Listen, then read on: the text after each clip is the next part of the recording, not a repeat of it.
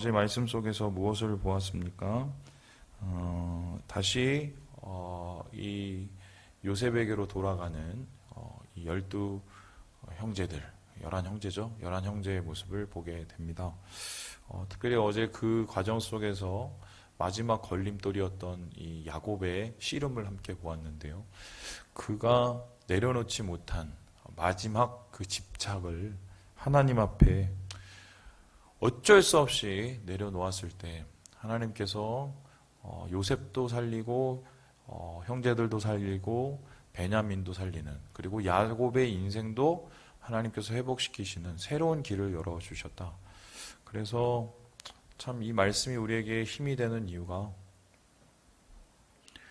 항상 우리는 우리의 사고체계 안에서, 우리의 판단 안에서 미래를 예측하고 또한 우리의 앞의 일을 해결하려고 하잖아요.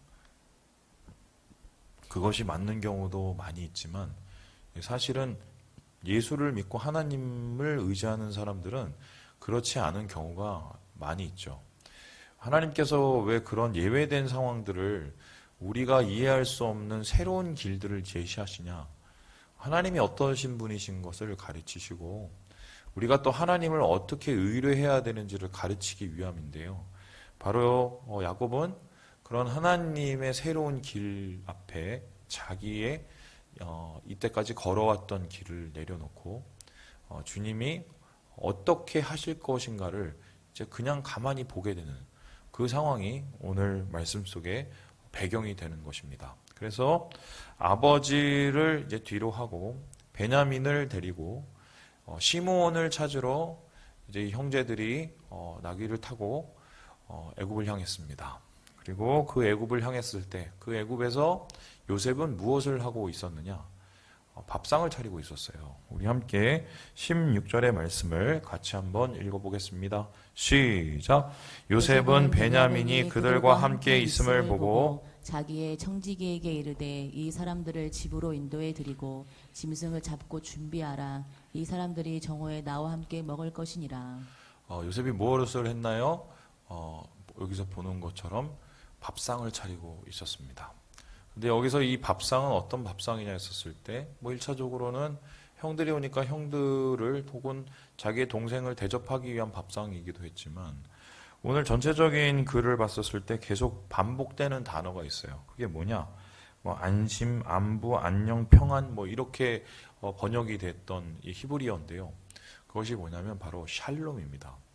그러니까 오늘 이 요셉은 자기의 형제들을 향해서 샬롬의 식탁을 차리죠. 샬롬의 밥상을 차리는데, 우리식으로 표현하면 화평과 화해의 밥상이죠.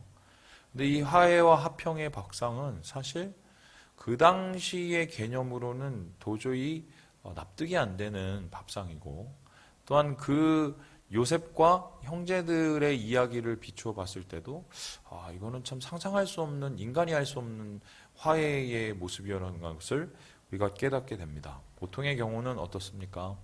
고대 근동 사회에서 사람과 사람 사이의 관계에 폭력이 있거나 아니면 피해가 있을 때 그것을 해결하는 방법은 뭐냐면요, 몇 배로 갑절로 갚아주는 겁니다. 그러니까 예를 들어서 이렇습니다. 일단 내가 얘한테 눈을 얻어맞았다. 그러면은 눈을 얻어맞은 것을 어떻게 보상을 하느냐? 가서 눈을 아예 빼버립니다. 그리고 내가 예를 들어서 어디 얻어맞아서 다리가 부러졌다. 그럼 가고 다리를 잘라버려요. 이런 이제 그 보복 상해, 이런 게 이제 굉장히 강했었었는데, 특별히 이 계급 간의 폭력이나 이 계급 간의 갈등의 문제, 예를 들어서 자유인이나 아니면 귀족, 그리고 노예나 아니면은 일반 평민, 이런 상황 속에서 나타나는 이 갈등과 싸움과 폭력은 더 비참하게 다뤘어요. 그러니까 예를 들어서 이런 겁니다. 어떤 그 한반에, 그럴 리도 없지만 어떤 아이가 둘이 싸웠어요. 그러다 이렇게 패다가 눈을 한 대 툭툭 쳤어요. 근데 그 맞은 애가 알고 봤더니 귀족집 아들이에요. 때린 애는 평민집 아들이에요. 그러면 그 당시에 어떻게 해결을 했느냐? 거의 때린 이 평민집 아이가 거의 노예 수준으로 떨어집니다.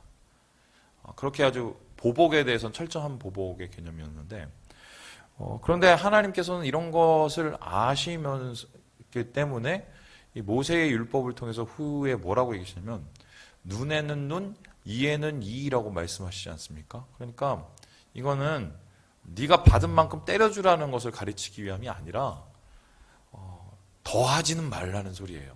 그러니까 인간의 잔악성을 알기 때문에 복수에 불타는 인간의 마음을 아시기 때문에 하나님은 정독과 타락이라고 하시기 위해서 눈에는 눈, 이에는 이를 말씀하신 거예요.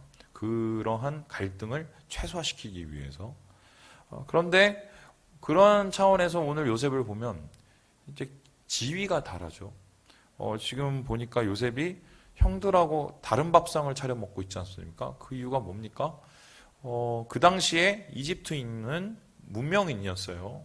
반면에 히브리 사람, 가나안 사람, 목축을 하고 있는 이 사람들은 미개한 민족이라고 생각했습니다. 그래서 이 사람들과 내가 같은 밥상을 차린다. 그리고 양을 잡는 사람들과 내가 같은 밥상을 차린다.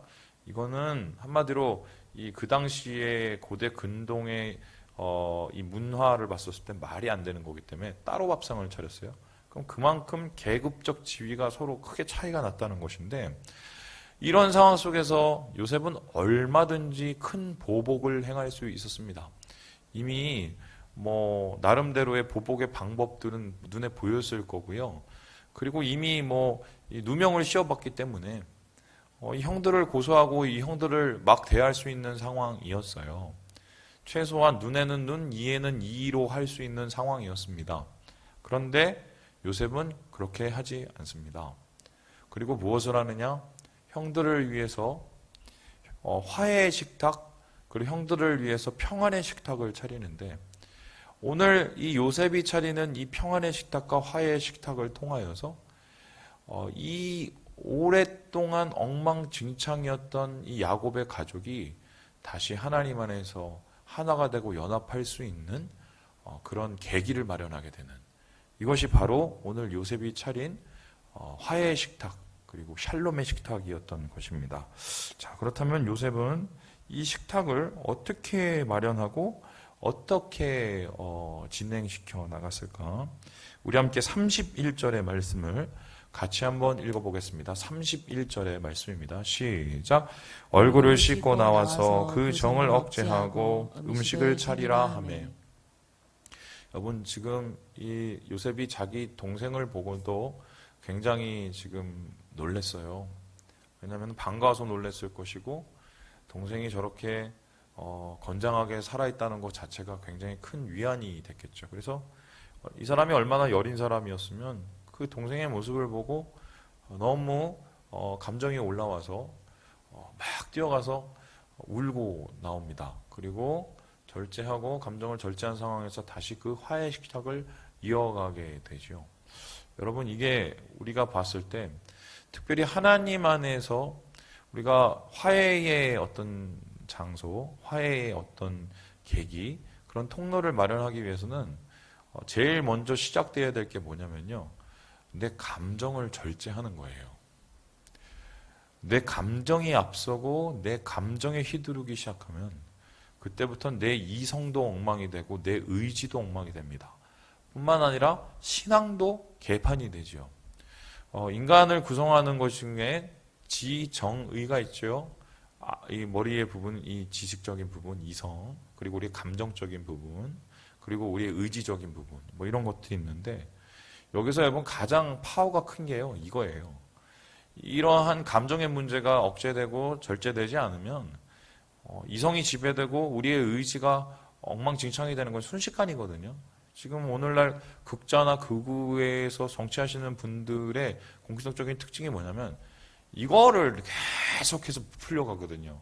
그래서 이것과 이것이 머리와 우리 손발이 통되지 못하도록 이렇게 하는 이 모습을 보이는데, 지금 이 요셉은 하나님께서 마련하신 이 식탁을, 이 화해의 식탁, 샬롬의 식탁을 차리기 위해서 자기를 절제합니다. 감정을 절제해요. 목사님, 어떻게 그게 가능합니까? 제가 예전에 봤던 책 중에 어떻게 하면 승질을 내지 않을까 뭐 이런 책이 있었습니다. 제가 하도 승질을 내니까 그런 책을 한 두세 권씩 봤어요. 근데 네, 제가 원래 그런 사람이에요. 죄송해요. 많이 바뀐 건데 그분들 그게 심리학자들, 뇌과학자들의 공통적인 특징이 뭐냐면 강조하는 그게 하나가 있어요. 뭐냐면 객관화하고 그리고 심호흡이에요. 그러니까 일단 나에게 어떤 감정적인 어떤 그 폭탄이 터지기 전에 거리를 두는 거죠. 그래서 심호흡을 하면서 내가 그것을 바로 자극받지 않도록 일단은 시간적 여유를 두고요. 단 뭐 3초, 5초, 10초 그 심호흡이 우리의 감정을 좀 이렇게 내릴 수 있는 좋은 이유가 되거든요. 뿐만 아니라 뭐냐면 나를 내야의 상황을 좀 더 객관적으로 봐서 그것을 객관적으로 평가할 수 있게 만들면 좀 화를 덜 낸다고 얘기를 하던데 제가 그런 거를 해봤는데 좀 효과는 봤어요. 아마 요셉이 뭐 그런 상황을 했는지는 잘 모르겠지만 중요한 거는 하나님이 원하시는 하나님의 화해 식탁 그리고 가족을 살리는 이 샬롬의 식탁을 차리기 위해서 최대한 이 마음은 좀 이렇게 쓸어 담고 있는 이 모습을 보게 됩니다. 또한 그는 무엇을 하고 있느냐? 우리 함께 33절의 말씀을 같이 한번 읽어봅니다. 33절입니다. 시작. 그들이 요셉 앞에 앉되 그들의 나이에 따라 앉히게 되니 그들이 서로 이상히 여겼더라. 오늘 보니까 이 식탁 자체가요 굉장히 배려와 존중으로 이 준비되었음을 보게 됩니다. 그래서 음식을 나눌 때도 장유유서 순서대로 그리고 식탁의 순서도 그 배치도 거의 그런 식으로 배려를 한 거죠. 여러분들 한번 생각을 해보세요. 우리가 하나님 앞에 기도할 때 하나님 원수잖아요, 쟤네들이 지금. 원수의 목전에 내 상을 차려주시고 이런 기도는 우리는 되게 좋아합니다. 시편 23편의 기도죠. 하나님 내가 원수한테 당한 게 이때까지 있는데 내가 복수는 안 할 테니까 내가 저 인간들 앞에서 뭔가 내가 좀 하나님 앞에서 세워지는 것은 경험하게 해주세요. 그리고 그 세워짐을 통해서 하나님 앞에 영광을 드리기 위해서 이런 기도는 우리가 좋아하죠. 그런데 오늘 이 요셉은 그걸 한 단계 뛰어넘죠. 어떻게 뛰어넘습니까? 원수의 목전에서 상을 베풀어 주기를 하나님 앞에 기도한 게 아니라 그냥 원수에게 상을 베풀어 줍니다. 그런데 그것도 최대한 예의를 가지고 존중하며 배려하며 이렇게까지 할 필요가 있을까? 자기를 해치던 자들인데 그런데 여러분 저는 그렇게 말씀을 들어서 그런 생각이 들었어요. 하려면 제대로 해야 된다. 어차피 할 거면 제대로 해야 돼요. 화해 식탁을 차리던 용서를 할 수 있는 계기를 마련하던 어차피 할 거잖아요. 그러면 주님 안에서 뭔가 제대로 된 배려의 행위, 내가 할 수 있는 베스트, 맥시멈으로 그것을 준비하는 것.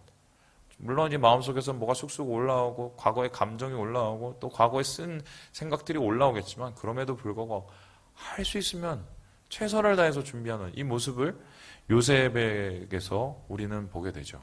자, 그렇다면 이렇게 배려의 식탁 그리고 이렇게 자기를 절제하면서 나아가는 원수에게 차려주는 이 식탁 이거의 가장 근본적인 원인과 이유는 무엇이었을까 질문을 하게 되는데요. 여기서 말씀은 이렇게 이야기하고 있습니다. 우리 함께 23절의 말씀을 같이 한번 읽고 마무리해 보도록 하겠습니다. 23절입니다. 시작. 그가 이르되 너희는 안심하라 두려워하지 말라 너희 하나님 너희 아버지의 하나님이 재물을 너희 자루에 넣어 너희에게 주신 것이니라. 너희 돈은 내가 이미 받았느니라 하고 시므온을 그들에게로 이끌어내고 이 형제들이 돈 때문에 벌벌 떨었죠. 이 돈을 넣었으니 또 이거 가져왔다고 그래서 우리를 얼마나 또 구박을 하고 노예를 삼으려고 할까. 그런데 요셉은 이에 대해서 완전히 뒤집어 버립니다. 뭐라고 얘기합니까? 나는 받을 거 이미 받았고 그 돈은 하나님이 니네한테 주신 거야. 이렇게 얘기를 했어요.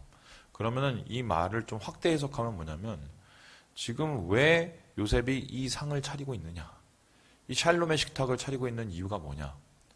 하나님 때문에, 하나님 마음으로, 하나님의 뜻으로,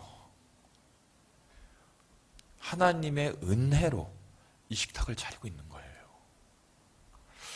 제가 이제 헨리 나우엔이라는 그 책들을 신부죠. 가톨릭 신부인데 그 책을 이제 제가 좋아하는데 거기에 이제 예수님이 생각나는 사람이라는 책이 있어요. 사실 이거를 이제 그 작은데 그거를 이번에 그 같이 읽는 그 독서단 도서를 할까 지금 되게 고민 중인데 여러분 그렇지 않습니까? 어떤 사람은 보면 그 있음 자체로의 영향력이 있는 사람이 있고요. 어떤 사람은 그 있음 자체로 불쾌한 사람들이 있어요. 특별히 예수 믿는 사람은 그 있음 자체로 영향력이 있어야 되는데 그 영향력은 뭐냐? 예수님이 생각나게 하는 거죠. 이 사람을 봤더니 뭔가 알지 못할 큰 사랑에 대한 고민을 하게 되고 큰 은혜에 대한 고민을 하게 되고 자 그러면 예수님이 생각나게 하는 사람의 가장 큰 특징이 뭔지 아십니까? 예수님의 마음과 예수님의 상처를 가진 사람이에요. 예수님의 상처를 가졌지만 예수님의 마음으로 그러한 상처를 안고 예수님의 마음으로 샬롬을 전할 수 있는 사람. 오늘 사실 꼴 보기 싫죠. 두려워 떨고 있는 그들의 모습을 보면 아마 더 꼴보기 싫었을 거예요. 그러나 그 모든 것을 감수하고 묵묵히 식탁을 차리고 식사를 베풀고 있는 요셉. 하나님 마음이 있었기 때문이에요. 그 하나님 마음 속에서 어떤 일이 일어납니까? 바로 형제의 연합, 하나됨, 사랑이 회복되는 것을 그들은 볼 수 있었을 것입니다. 여러분 말씀을 마칩니다.